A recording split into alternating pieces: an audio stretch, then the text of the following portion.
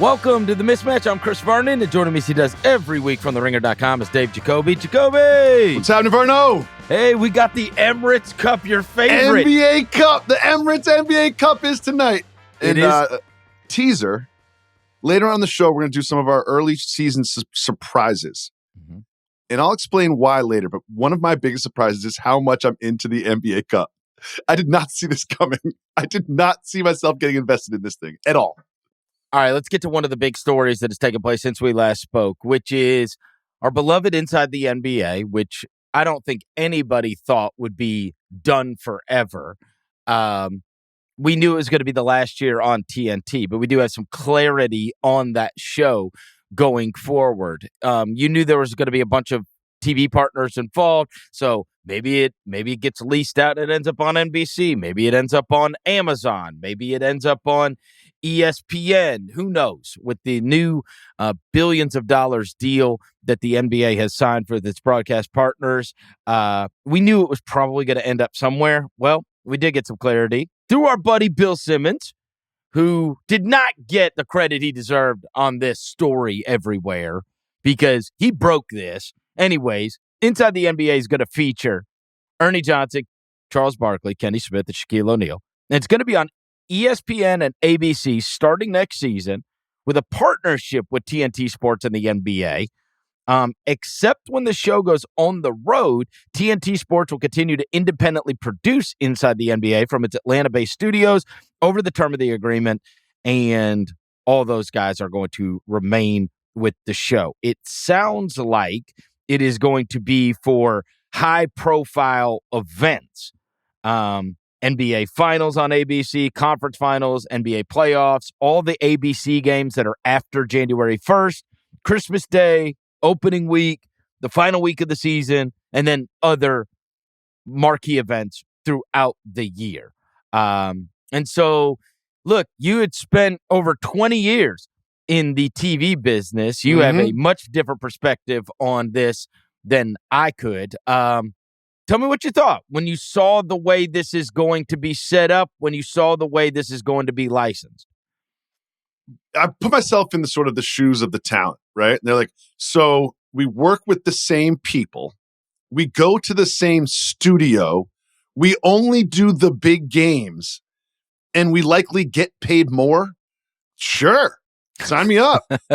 And I think one thing that's interesting, and working with Bill and working with Jalen for as long as I did, we've had a lot of discussions about how NBA Countdown works and the difference between Countdown and Inside the NBA. And one of the main differences, not to get too in the weeds, is they want to get that big number, that big lead-in number to SportsCenter. So SportsCenter gets the big audience. So that's why you don't get the same sort of post-game comments from an NBA Countdown crew on ESPN the way that you do on TNT. And you'll remember when you watch Inside the NBA, after the games are over, they get to kind of just chill and just chat.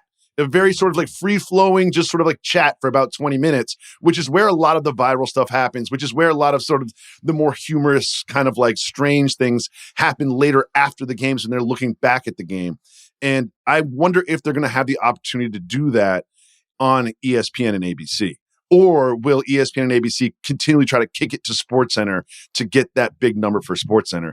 Because it's not, people always have said like, well, the talent's not as good at ESPN, which is totally fine. That's a totally fine thing to say, which there is truth to, but it's also just the structure of the show. There's just a lot more time for spontaneous conversation and interaction and humor on the TNT format than there is on ESPN and ABC. And I hope they'll allow for the same sort of room and freedom on ESPN and ABC that they are allowed when they're on TNT. And that's very fascinating about the post-game thing and about how it's all to serve SportsCenter. And that is the brilliance of where they are. I never thought about it that way. And the other thing is, it's always, their show breathes. Yeah. They allow them to, it doesn't have to be, we're going to this, we're going to this, we're going to this, we're going to this, we're going to this. Or they'll say, like, hey, we're going to get Bob Myers comments on the Warriors coming up at halftime, and then it's like 30 seconds. It'll be like, Bob, what'd you think about the Warriors in the first half? He's like, well, they're going to have to play better defense. They want to win this game. Okay, now we're going to the break. And it's like, wait, what? Like, There's just not a lot of time, and this has been chronicled by The Ringer and Brian Curtis and others. There's just not a lot of time to do things, to be free, to be flowing, to make fun of each other, to show photoshops.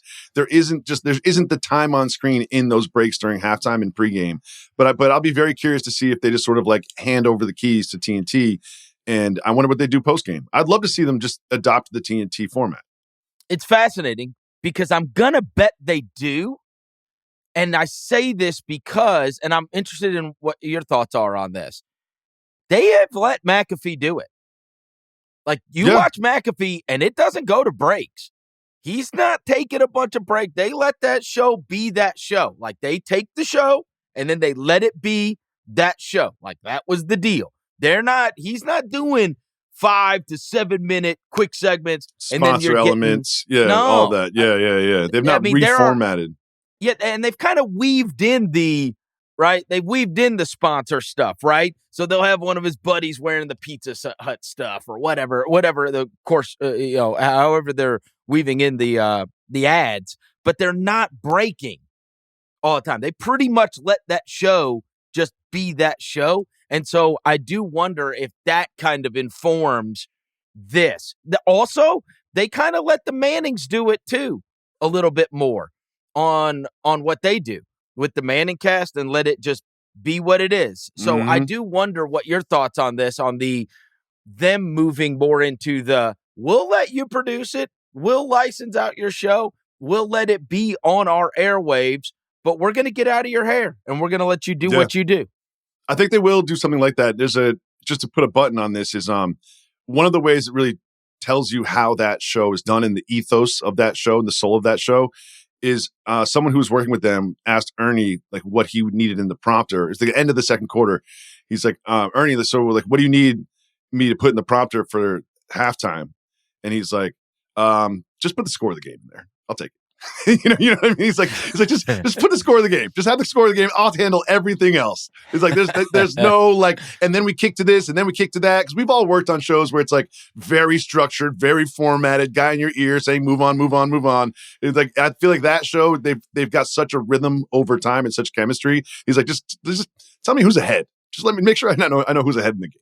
Yeah, sometimes I wonder if they even have earpieces in. It would not surprise me if they don't even wear earpieces, right? No. Because he is, obviously, Ernie Johnson is an absolute master at pulling that, at making it all go and running that show and making sure that they're doing everything they're supposed to do. So anyways, it's good. I'm glad that it's going there, and I'm glad that it's going to be a part of our lives going forward, and we don't have to do this whole year of we can't lose this show. What's going to happen to this show? Right. And there's also a part sort of at the end of the Eastern or Western Conference Finals where they would say goodbye. You know what I mean? And it was like, oh, we're not going to see those guys anymore, but we got the biggest games of the year coming up. And I think now we won't have to say goodbye until the confetti is falling from the arena ceiling. Has been a fun start to the NBA season. As we mentioned, there's going to be a massive game going on tonight. Many of you may listen to this podcast after that game has already taken place. But we wanted to take a moment to take a step back and talk about some things that have surprised us thus far this season. All right, we got 3 each. You want to start or you want me to? You start, buddy. All right, I am starting with somebody that deserves to be talked about on this podcast and has not been yet, except for in passing. You and I are massive fans of defensive players within the NBA and many times respect their impact on the court. My favorite player probably ever was my beloved Tony Allen, who I loved what he brought to the table and constantly fought for him getting more respect, and would constantly say, if a guy was doing this on the offensive end, people would be going crazy. But what is the value of a guy that holds a guy that averages 28 to 12 and shoots inefficiently every night, right? Are we do I have to add that to his points per game for you to care? And now, never, especially with the way the NBA is played now, never did I think that a defensive player on the perimeter would take the league by storm narrative-wise, and yet it has taken place. And because you have to do something so wildly spectacular in order to gain said attention, but it's happened. Dyson Daniels, who is 21 years old, who is probably the bane of the Pelicans' existence at this point because of all the attention he is getting, had 29 steals in 5 games. No player in the NBA had 27, more than 27. He had it in a 5-game span. He is averaging 3.7 steals per game. He has 88 deflections, which is 35 more than the second place player. Say that again. 88 deflections, which is 35 more than the second place player. And get this, he is on pace for over 500 deflections. Jacoby, the NBA record for deflections in a season is 302. He is on pace so far this season for over 500. And ESPN Australia is calling him the Great Barrier Thief. I like it. Which is a little amazing. long-winded. The Great Barrier Thief is amazing. For those unfamiliar, he is Australian. Yes. The Great Barrier Thief, who is averaging 3.7 steals per game, playing for the Atlanta Hawks, who are not a good defensive team, by the way. Well, and yet you have this force of nature that is pulling off these statistical defensive performances that make him absolutely impossible to ignore. There are certain defensive players that the greatest sort of physical example of how good they are defensively is the body language of the people that they're covering. You know, like famously when Kawhi checked in during the finals, and you could see LeBron react to that. And I was watching the Hawks Celtics Emirates NBA Cup game last week, and you could tell the Celtics were running certain plays, certain actions where the first pass to the wing to Tatum was sort of like a gimme, right? And then they would start the action, and Daniels would just be like, "No, you're not getting that in." Or they would run him off a screen, and he would just be like, "Nope, I'm going to put my shoulder in there. I'm going to squeeze over that screen. I'm not going to let you do things." And he must be the most frustrating person to have cover you in the NBA. He ruins your plans. He's bad weather. He ruins your plans. And the steals and the deflections and those numbers are out of control, but it's the eye test stuff where you can just see teams are trying to run very basic actions to start their offense, and Dyson Daniels does not allow it to happen. And then the guy with the ball has to look back over to the coach and be like, "Well, what do we do now, coach? Because plan A ain't working out." And and is he going to be able to pull this off to where the honeymoon remains, where a guy is so impactful defensively, that it doesn't matter that he can't shoot? We went through a whole span where it was like, okay, yeah, we know what this guy brings to the table, but they're not going to respect him on the offensive end. And so, meanwhile, these guys are, my thing was always, because look, I'm a pro at this because I spent years defending Allen. And I was like, look, his field goal percentage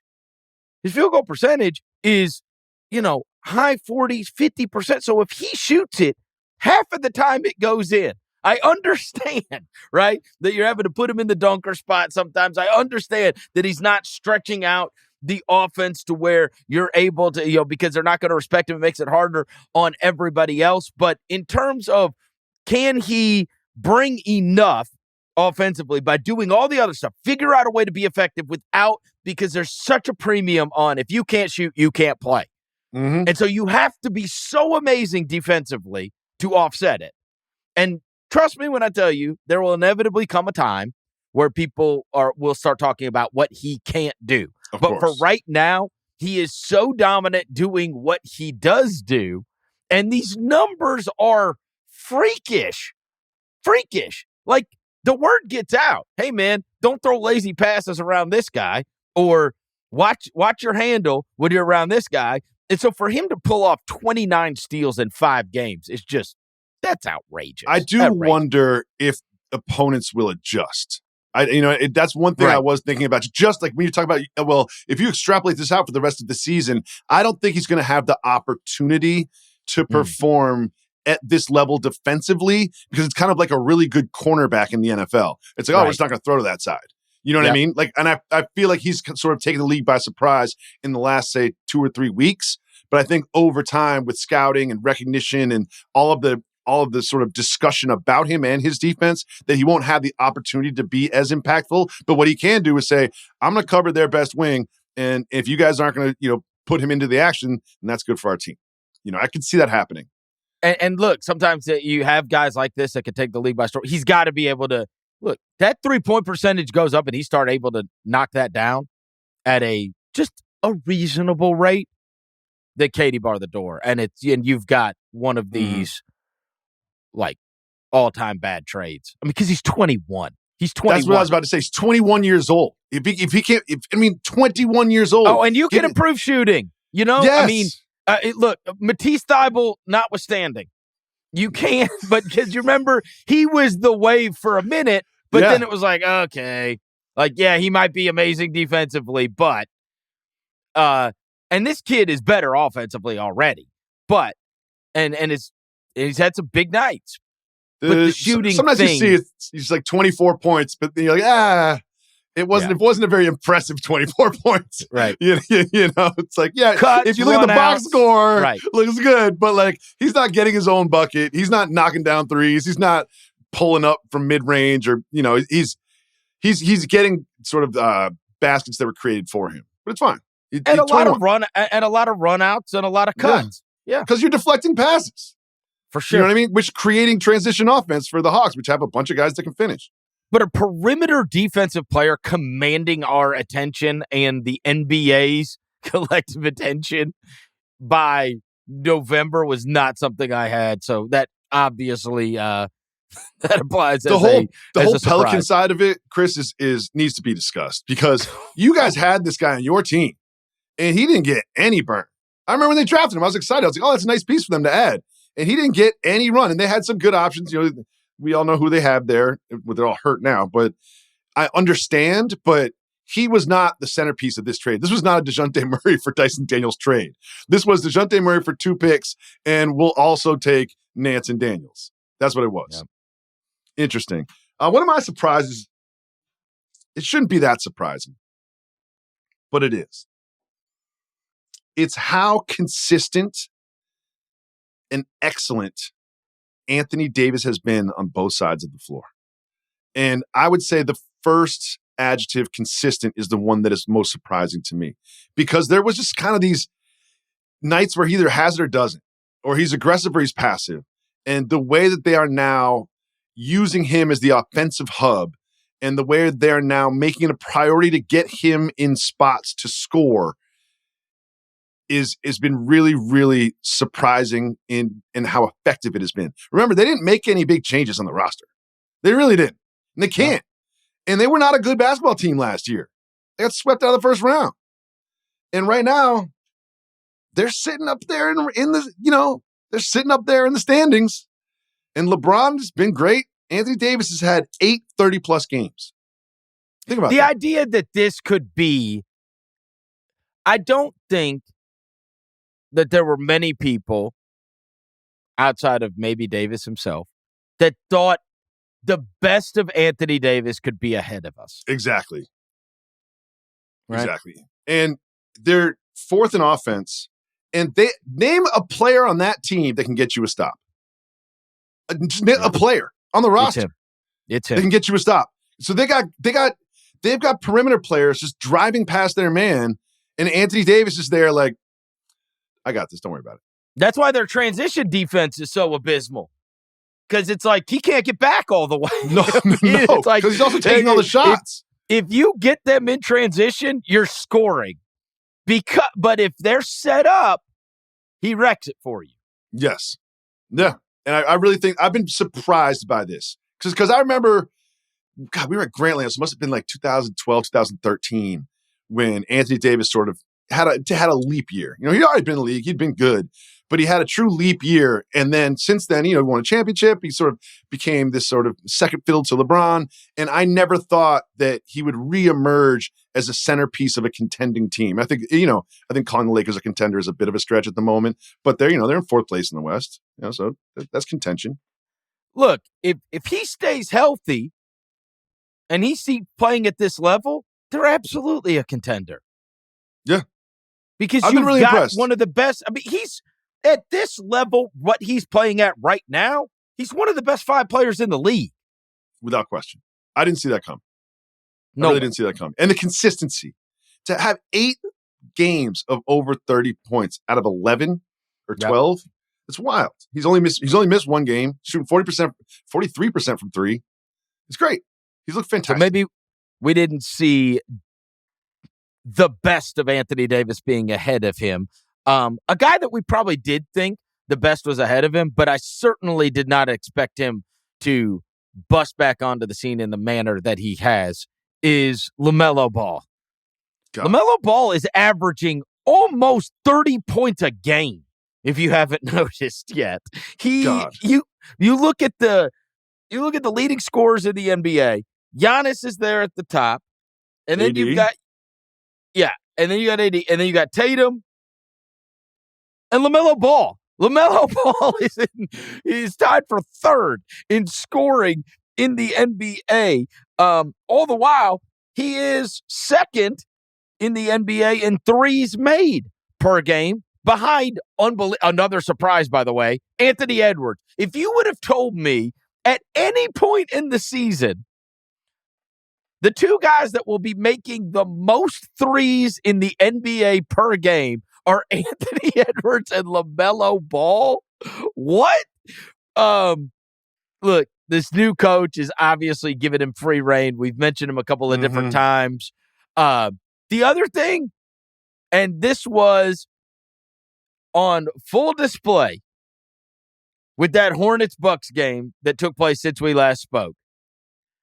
When the announcer for the Hornets, who I absolutely love, yells, "He tripped over his Pumas. It's nice to have a superstar." It's nice to have a superstar. It's nice to have a superstar. I'm like, how in the world? Like, this guy has been out of sight, out of mind for a year and a half.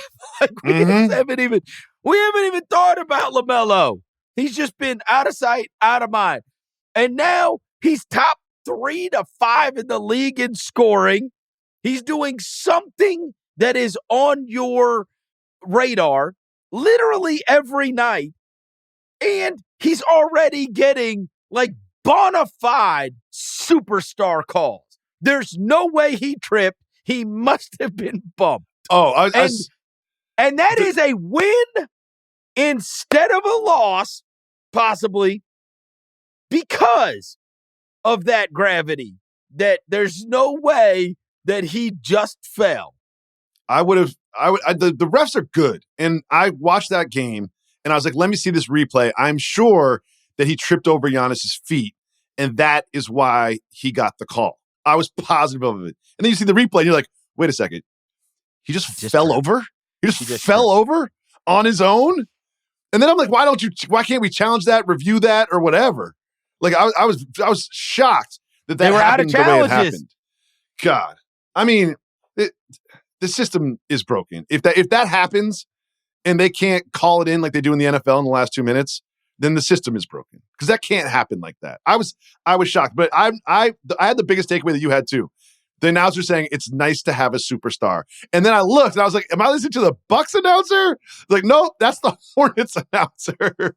Well, and here's the thing. We have talked about for the last couple of years, when you are listing off the best players in the NBA, and we've talked about it, maybe it's an issue where it's like, there's Luka Doncic, and there's Nikola Jokic, and there's Joel Embiid, and it's like, where are we getting to? And then Tatum, who doesn't exactly appeal to the masses. And it's like, who's going to take this, by the horns? Is it going to be, Anthony Edwards started that ascension last year. Is it going to be, because we kind of, out of sight, out of mind on LaMelo Ball, out of sight, out of mind on Zion, out of sight, out of mind on Ja Morant. And it's like, okay, who's going to be that guy that starts to, capture the imagination of everyone?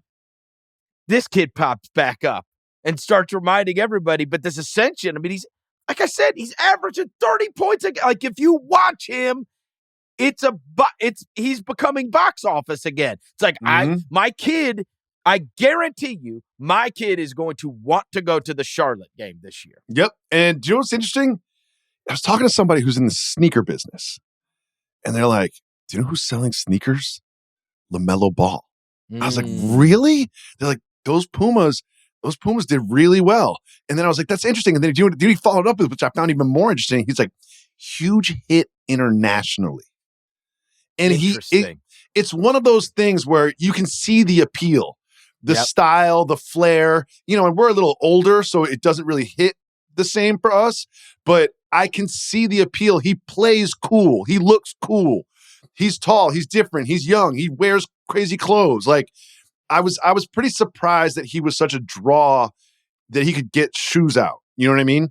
And especially internationally, which is obviously the game is growing. I found that to be a really interesting data point, and it makes a lot of sense. It tracks because he's so fun to watch. It reminds me a little bit of like Blake Griffin in like 2011 when Twitter first started having videos, and it seemed like every single day Blake Griffin did something that would take over your feed right around nighttime in the East Coast. And LaMelo Ball is doing things like that now.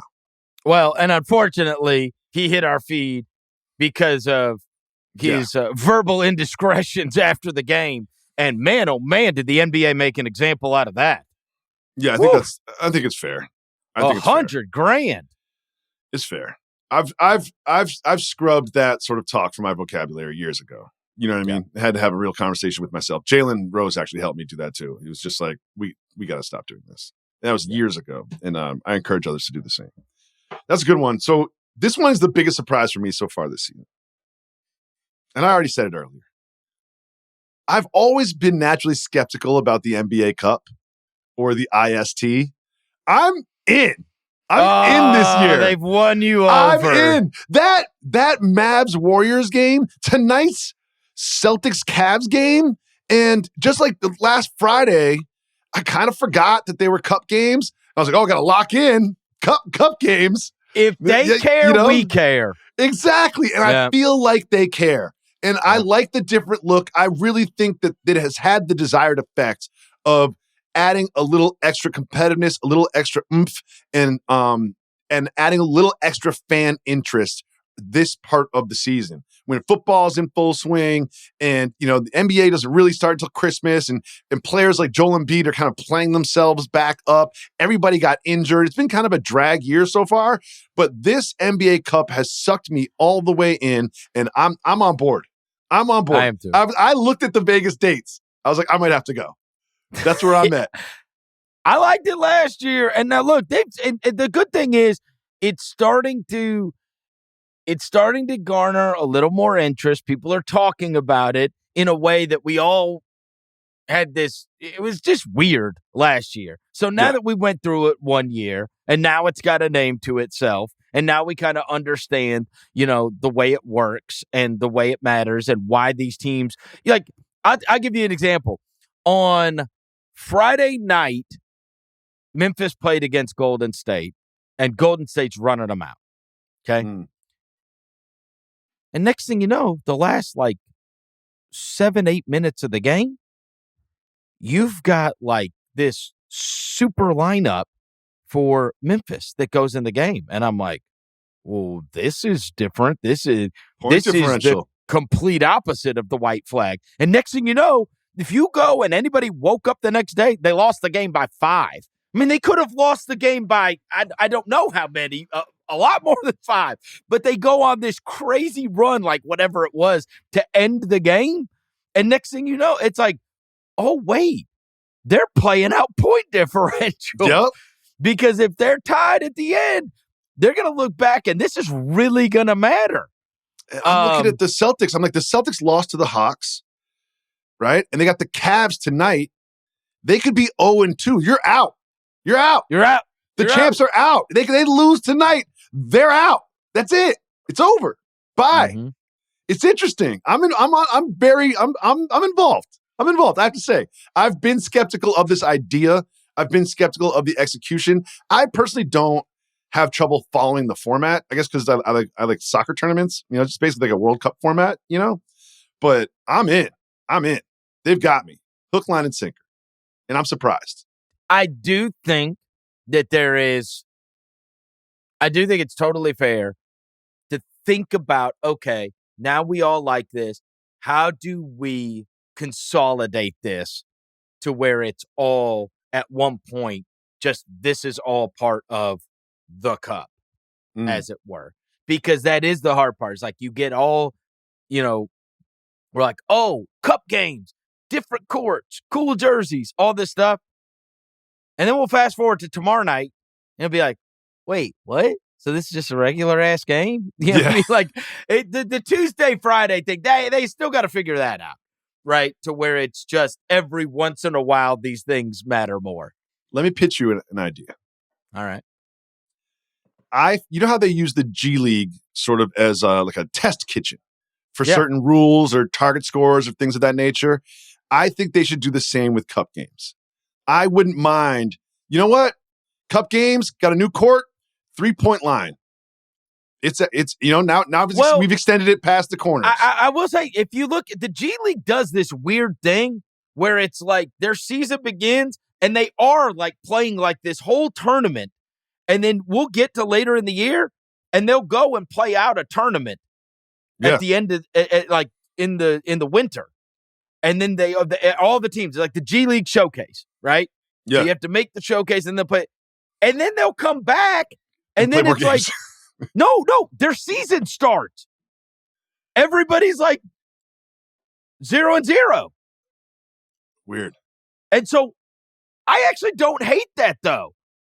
What if we just made the whole first part of the season? I don't know how you pull that off, but again, it's, right? Where it's all leading into basically Christmas. It's all part of this different thing that you're doing leading into Christmas. Again, there's a ton of details to be worked out. I'm just saying the fact that they've already won you over I came into this thing skeptical. You were. And I'm sold. And these games have been great. And tonight's game, the Celtics Cavs game, I just couldn't be more excited about. I could not be more excited about this game. Yeah, anything that increases the stakes of regular season games. You got an undefeated Cavs team. That's right. It's in Boston, going to Boston. Boston needing the win to keep their cup hopes alive. Yep. It's great. I'm on board. It's going to have a great atmosphere tonight. Nationally televised. It'll be a great game.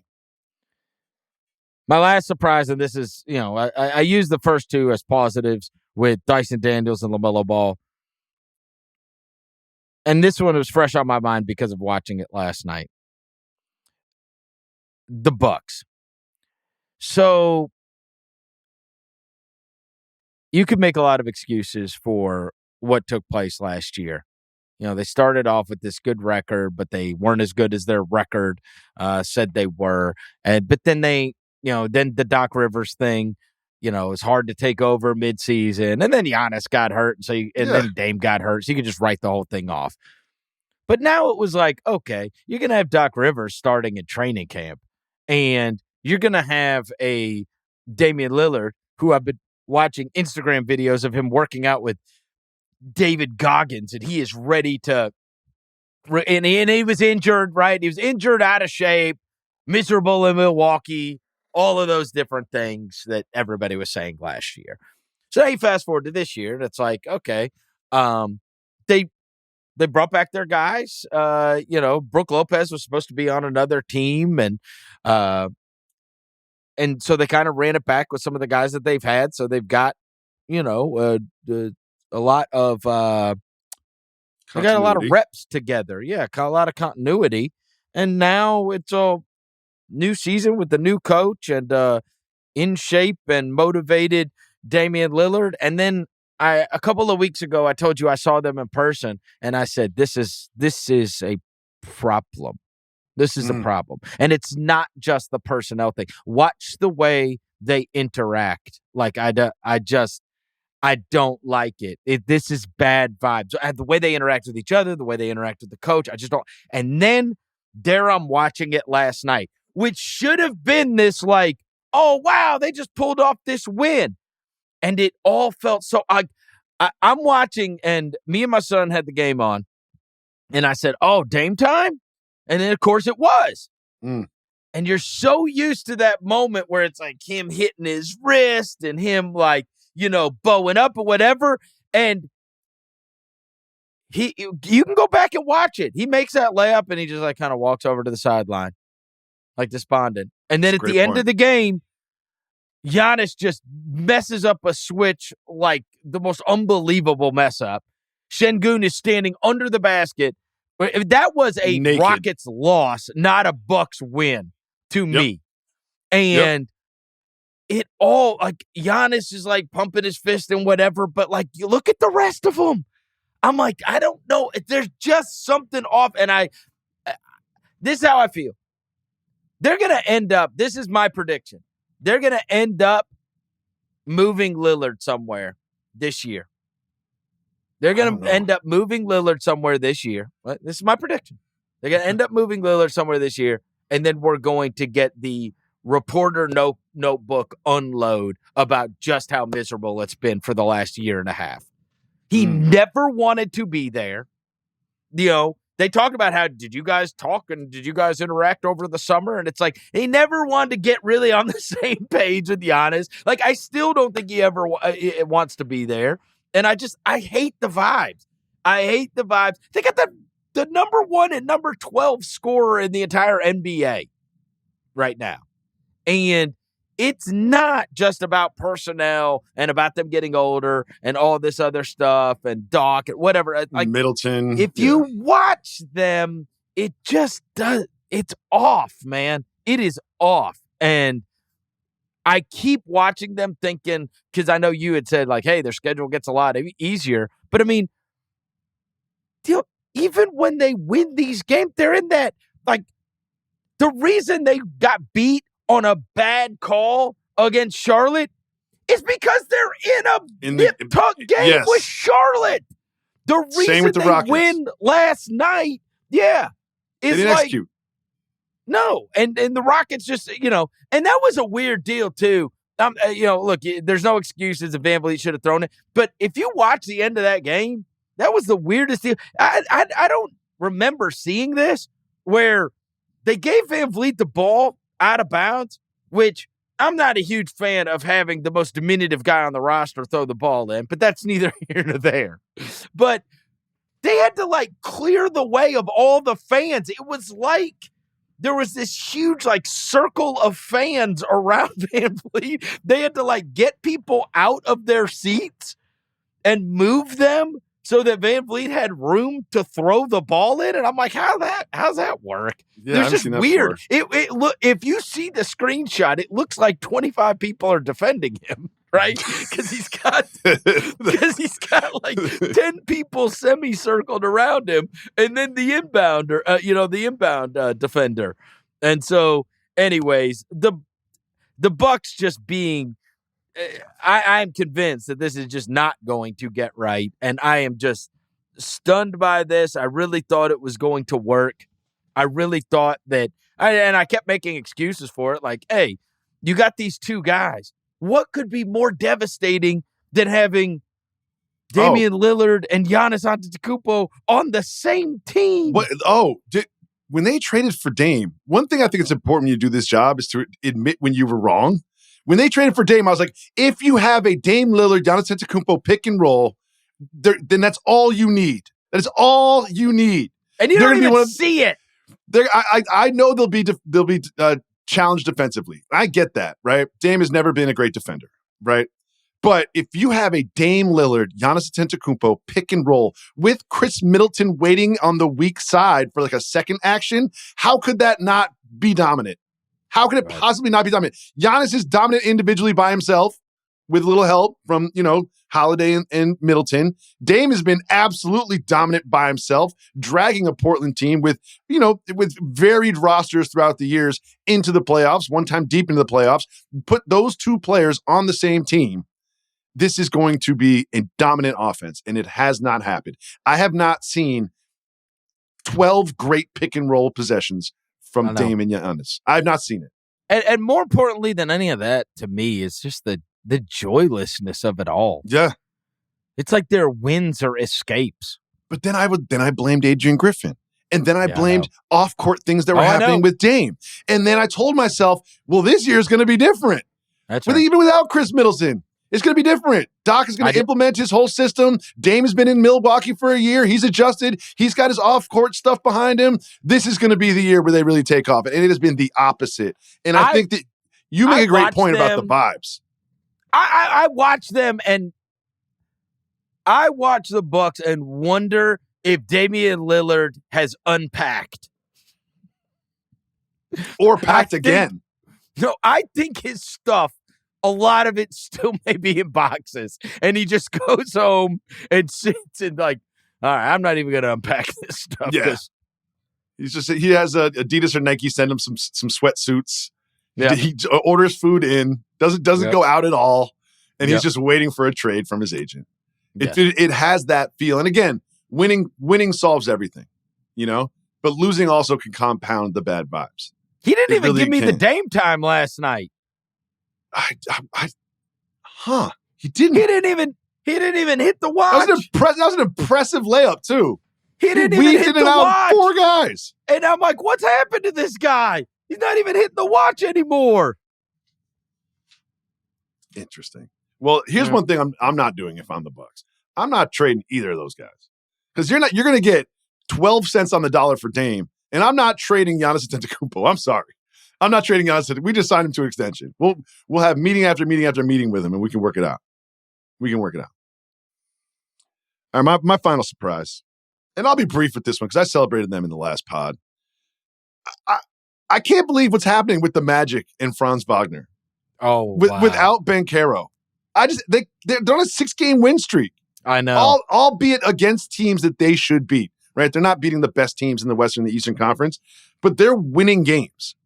And I thought... Is Simmons going to say that the Ewing Theory Committee is about to have a meeting? I don't think so. I don't think Paolo Banchero and Patrick Ewing can be named. Is there a phone call? Is there no. Is there a text or an email? No. Like, hey, guys, just be on alert.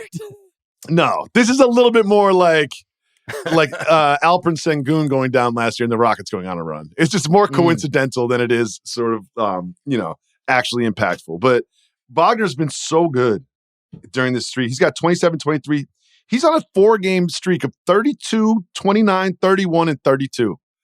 Unbelievable. Again, not efficient, okay? Not efficient. Right.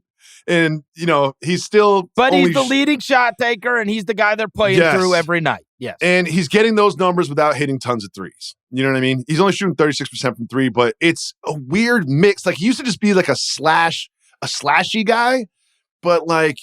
He was posting up Grayson Allen last night. Yeah. You know what I mean? Hitting weird little floaters in front of the defense. Like, he's kind of got his game to this nice little like mix of I will shoot open threes if you go under the screen. I'll take it. And it'll go in 36% of the time, which is enough to keep you honest. And he used to just try to slash and get to the rim or slash and kick. But he's really figured out this middle ground floater spot, like weird pull-up jumper that's half a floater from 12 feet. And he's added this, I wouldn't call it mid-range, but this right before the help defender gets there to keep you from getting to the rim. He's figured out a counter for that, which is why I think that he's playing so well, because he's gonna be left open for 3. You know what I mean? People are gonna go under screens on him, and I think that he's figured out a way to work around that. By hitting just enough threes, and by adding a get past my man and get it up before the help defender's there. We flipped this on last night, and man, their defense is just suffocating. It's you just feel like you're always driving into some tree. Like they're always every time you beat a guy off the dribble, if you do, because they got great perimeter defenders that stay in front of you, and they've got the thing I like about them is not only do they play this suffocating defense, they got like a swagger about their defense. Yes. Like they'll stare your ass down after they block your shot, or they'll after they grab a loose ball, they're kind of like pump their fit. They got these guys that like make these defensive plays, and all of a sudden you're looking up and they're celebrating like guys usually do, like after dunks and stuff. I love their defense. I really like this team. I was high on this team before, and then Banchero was playing so well. Like he's one of the guys who really took the leap. It's unfortunate because we always talk about people taking a leap, and I really feel like Chet and Banchero were the two players that were really taking the leap before they got injured. But this team, man, they're still doing it. Now they've got the Clippers, Lakers, Pistons, Hornets, Bulls, Nets, and Nets upcoming. So I don't see this slowing down anytime soon.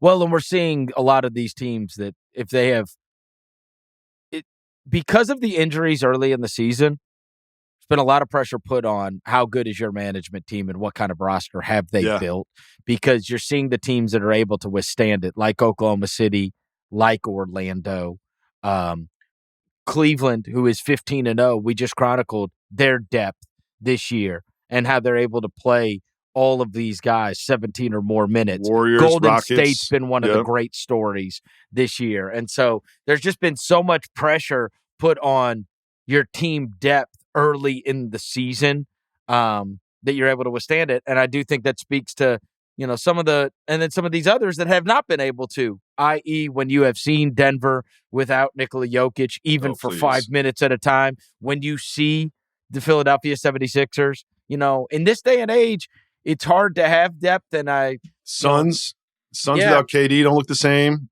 That's right. AD had one game off. I think it was against the Grizzlies. It's a little bit of the whole, is this the new money ball? You're right. At the same time, it's November in the regular season. You know what I mean? Yeah, but it's a 7-game series. You're going to need that guy. We say that, but I just told you that the team with the first and 12th best scorer in the entire NBA sucks. They do. They do. They do. They really do. They really do. So those are some of the surprises that we've had early this season. I mean, thank you to our tricky producer, Jesse Lopez, as always. And Jacoby, I'll talk to you later this week.